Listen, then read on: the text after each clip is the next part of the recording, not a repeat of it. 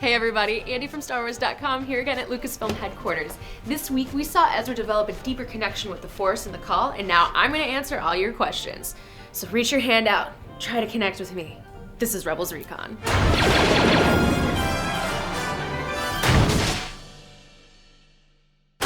In desperate need of fuel, the rebels head to a distant refinery, only to encounter a herd of strange creatures along the way. These creatures are amazing. Who would want to shoot them? However, while following the purrgil, the crew is ambushed by mining guild ties from the refinery they're looking for. You think you can track where they came from? Maybe. Give me a minute. After a daring arrival on the refinery floor, Ezra connects with the purrgil, who then assists the crew with their mission while revealing a little secret of their own. It is true.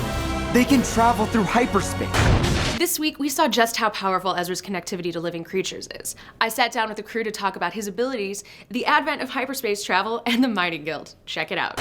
The Call is a pretty unique episode. Can you walk us through its initial inception? This episode was really about showing how Ezra is continuing to broaden his abilities with the Force and how he can commune with other living creatures. This really stems from the statements that we've been making regarding Ezra's connectivity to nature, and that point where he can understand something to a greater degree than even Kanan. And the other thing that it helped add, it added a degree of extra ancient mythology to Star Wars. What if this is how the hyperdrive was invented?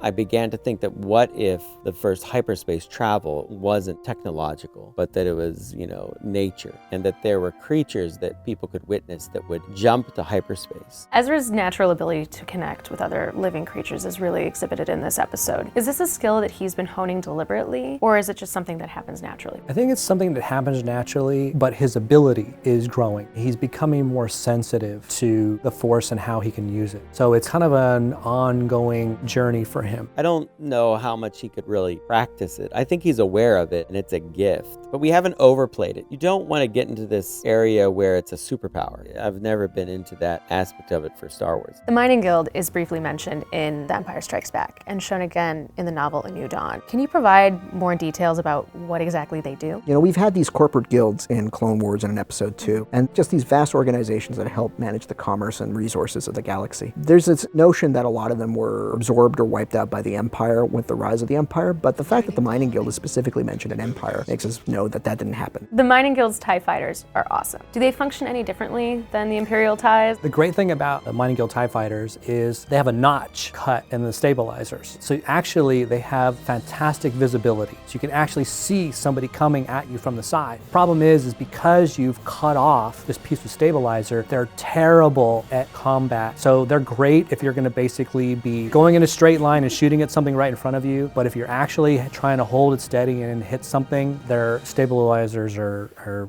weak.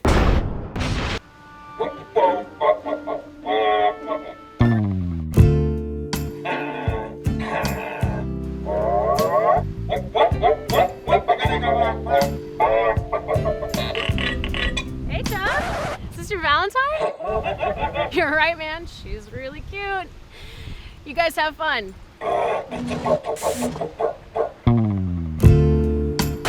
After weeks of trying to escape, the Lucasfilm Story Group's Pablo Hidalgo has finally learned that I will find him to answer your Star Wars questions. So this week, I ambushed him in the office and not only asked one, but two questions. Roll it.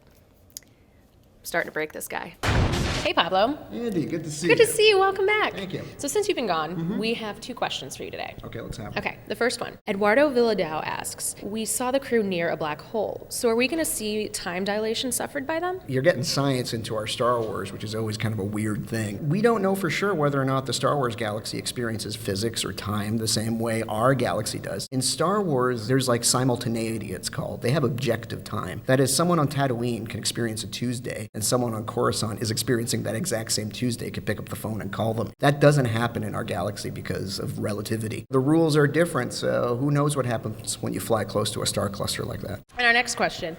Double Sith asks, so what exactly is the difference between wild space and the unknown regions? The unknown regions are an area of the galaxy where the borders are known, but it hasn't really been explored. So think of it as like a dark jungle that no one's ever gone into, whereas wild space is more like off the edge of the map where no one knows what's on the other side. Very cool. Thanks, Pablo. No problem. Got questions about the call or anything else about Star Wars Rebels? Tweet it to @StarWars using the hashtag Rebels Recon and we'll answer what we can online. Now, as your gift for making it this far, I have an exclusive preview of our next episode, Homecoming. At best, our squadron is at half strength. We're not just losing fighters, we're losing pilots faster than we can replace them. Until we can find a base, we need somewhere to land our fighters. Perhaps we can solve two problems at once. A rebel cell has reported an Imperial carrier over their world. If we can steal that ship, we can use it to house all our fighters. This cell is located in the Ryloth system. Ryloth? I know the cell you're talking about. I'll contact them. You're actually gonna talk to him? I don't think we have much choice. We need that carrier. Thanks for watching Rebels Recon. As per usual, we'll be back next week with another brand new episode. If you want to know more about the call, check out our episode guide on StarWars.com, and if you're feeling saucy, download our app while you're there. See you next week.